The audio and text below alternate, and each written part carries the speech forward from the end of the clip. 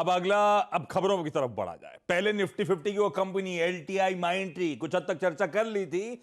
हर्षदा से क्विकली समझ लेते हैं नतीजे कैसे हैं। बहती साहब चार्ट रेडी रखना आप। आशीष, एलटीआई माइंट्री के केस में एक म्यूटेड क्वार्टर रहा है। मुनाफा सिर्फ 0.6% बढ़कर आया है। ये 1170 करोड़ पर आया है। आप कह सकते हैं रफली इनलाइन है। डॉलर रेवेन्यू के फ्रंट पर आप देखेंगे सिर्फ 1% तक की वृद्धि देखने को मिली है। दिक्कत आपको साफ दिखाई देगी कांस्टेंट करेंसी में। कांस्टेंट करेंसी रेवेन्यू ग्रोथ जो एक्सपेक्टेशन था 2% का, उसके सामने सिर्फ 0.7% तक का ही इजाफा बनता दिखाई दिया है। इस क्वार्टर में हमने देखा है मार्जिन्स भी 60 बेसिस पॉइंट करेक्ट होकर आए हैं 15.4% पर। कंपनी बेसिकली कह रही है ज्यादा फर्लोस के चलते मार्जिन्स पर क्लियर कट दबाव आता हुआ दिखाई दिया और ओवरऑल परफॉर्मेंस इंपैक्ट हुई है। Ramp up of new deals हो रही है, लेकिन डिस्क्रिशनरी स्पेंडिंग अभी तक नहीं आई है। वहां पर किसी तरह का रैंप अप नहीं देखने को मिल रहा है। साथ ही साथ आपको ध्यान होगा कंपनी ने कहा था Q2 के अंत में कि H2 यानी कि थर्ड क्वार्टर और फोर्थ क्वार्टर ज्यादा मजबूत होगा। अब कंपनी का बयान आ रहा है कि थर्ड क्वार्टर की तरह ही दरअसल Q4 रहेगा, यानी कि एक और म्यूटेड क्वार्टर। और इसी कमेंट्री के बाद दरअसल निराशा बढ़ती हुई दिखाई दे रही है। 17 से 18% के एग्जिट मार्जिन का गाइडेंस इन्होंने दिया था, अब कुछ और आगे टाल दिया गया है। यानी कि क्लियरली विजिबिलिटी नहीं है कि कंपनी 17 to 18% तक के मार्जिन्स लेकर आएगी। और जो कमेंट्री थी वो पूरी तरह से बदली है, कमेंट्री वीक है, इसीलिए निराशा हाथ लग सकती है। इनक्रेड ने रिड्यूस का कॉल दिया है, 5775 का टारगेट है। एचएसबीसी होल्ड कह रहा है 5160 का टारगेट। नोमरा रिड्यूस का कॉल दे रहा है, 4600 का टारगेट है। एलटीआई माइंट्री नंबर्स तो डिसअपॉइंट कर रहे हैं, कमेंट्री भी थोड़ी सी दिक्कत वाली ही है। ये कह रहे हैं खुद ही कि जो डिस्क्रिशनरी रैम डाउन हुए थे वो अब तक वापस लौटा नहीं है पैसा, या ऑर्डर्स वापस आए नहीं। बैती साहब, परसिस्टेंट पसंद आया, एलटीआई माइंट्री कैसा लग रहा है? आशीष जी, जिस हिसाब से एचडीएफसी के मर्जर को लेकर काफी हाइप हुआ था, एलटीआई माइंट्री के मर्जर पे काफी हाइप बना हुआ था और एक काफी बड़ी सिनर्जी एंटिसिपेशन थी।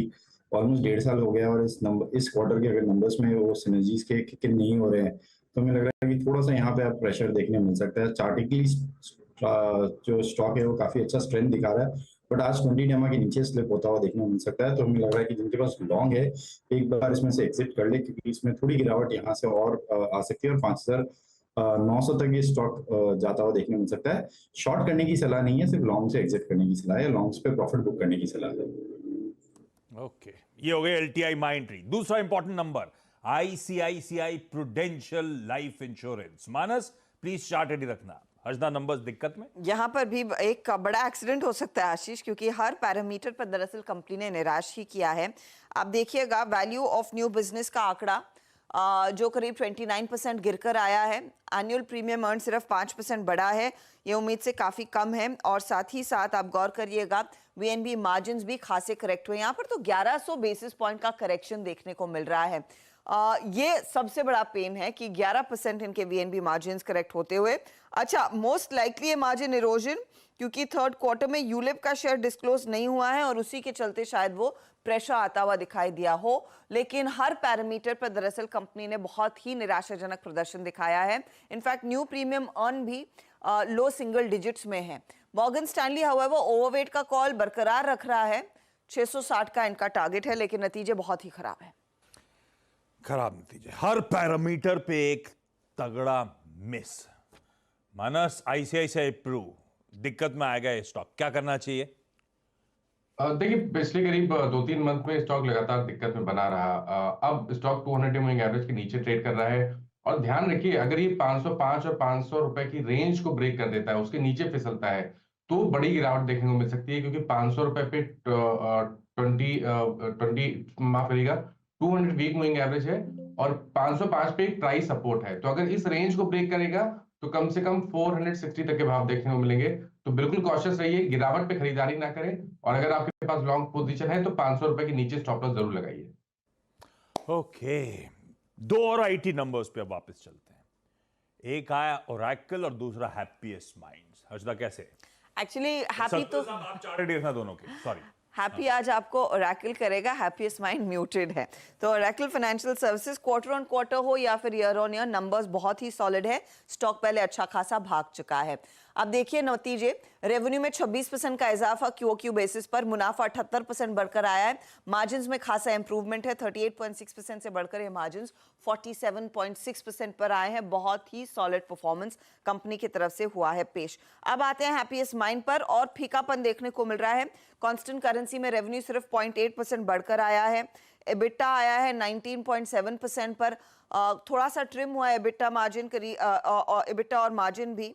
आप देखिएगा रेवेन्यू के फ्रंट पर भी आप 0.8% तक ही ग्रोथ देखने को मिली है, और मुनाफा भी करीब करीब 2% ही ग्रो हो पाया है।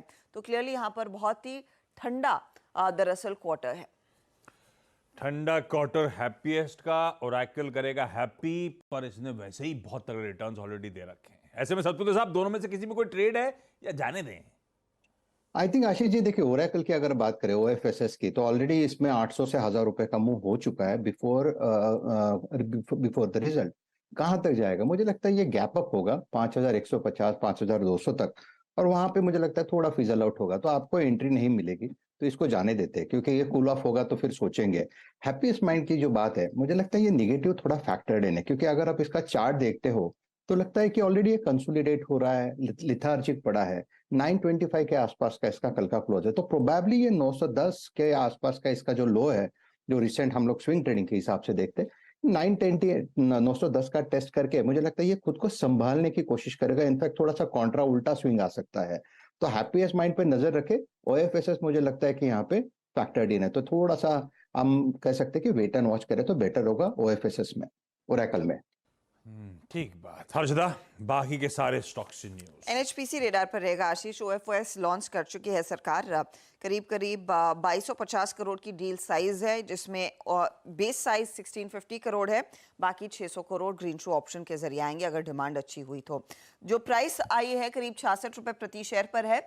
आज नॉन रिटेल के लिए खुलेगा, कल रिटेल इसमें पार्टिसिपेट करेगा। कल इस पर सबसे पहले सीएनबीसी आवाज ने ही आपको अपडेट दिया था कि ओएफएस आएगा, और खबर पर मोहर भी लग चुकी है। चलिए अब ध्यान डालेंगे परसिस्टेंट सिस्टम्स पर। स्टॉक स्प्लिट कंपनी कंसिडर करने वाली है। जैन 19-20 को दरअसल बोर्ड बैठक है, उसमें विचार होगा। सन फार्मा, आज सुबह सुबह अपडेट आ गया कि बाकी जो आउटस्टैंडिंग शेयर्स हैं टैरो के, उन्होंने वो करीब 2891 करोड़ में खरीद लिए हैं। टैरो प्राइवेट कंपनी हो जाएगी पोस्ट मोर्जर, और सन फार्मा करंटली 78.48% हिस्सेदारी होल्ड करती है। जाइडस लाइफ को पार्किंसन डिजीज और कुछ हैलुसिनेशन और डिलूजन के ट्रीटमेंट के लिए दरअसल एक यूएसएफडीए की तरफ से अप्रूवल मिल गया, ड्रग का लॉन्च ये करेंगे आगे। शोभा डेवलपर्स, सुबह में अपडेट आता हुआ कि फंड रेज की तैयारी है, राइट्स इशू के जरिए कंपनी फंड रेज करेगी। 22 जनवरी को बोर्ड बैठक होने वाली है। अदानी ग्रुप ने 50,000 करोड़ के इन्वेस्टमेंट्स दरअसल महाराष्ट्र सरकार के साथ टाई अप कर लिए हैं।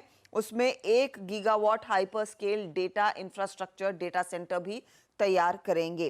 रेलटेल 82 करोड़ का ऑर्डर साउथ सेंट्रल रेलवे के हाथ लगता हुआ। मिंडा कॉर्प, जिसमें हम कल भी बात कर रहे थे, दरअसल पूरी हिस्सेदारी इनकी जो थी 15.7% स्टेक प्रिकॉल में बेच दिया है। बड़े निवेशकों ने कल वो स्टॉक लिया। कोची शिपयार्ड 2-3 दिनों से आप लोग मेंशन कर रहे थे, नया ड्राई डॉक और international ship repair facility Kochi में इन्होंने इनॉग्रेट कर दी है। नजारा टेक के बोर्ड ने अप्रूवल दे दिया है फंड रेज के लिए 250 करोड़ जो प्रेफरेंशियल इशू के जरिए रेस कर रहे थे, जिसमें निखिल कामत और नितिन कामत दोनों पार्टिसिपेट करेंगे। आईसीआईसीआई प्रू जैसी कंपनियां भी पार्टिसिपेट करने वाली हैं।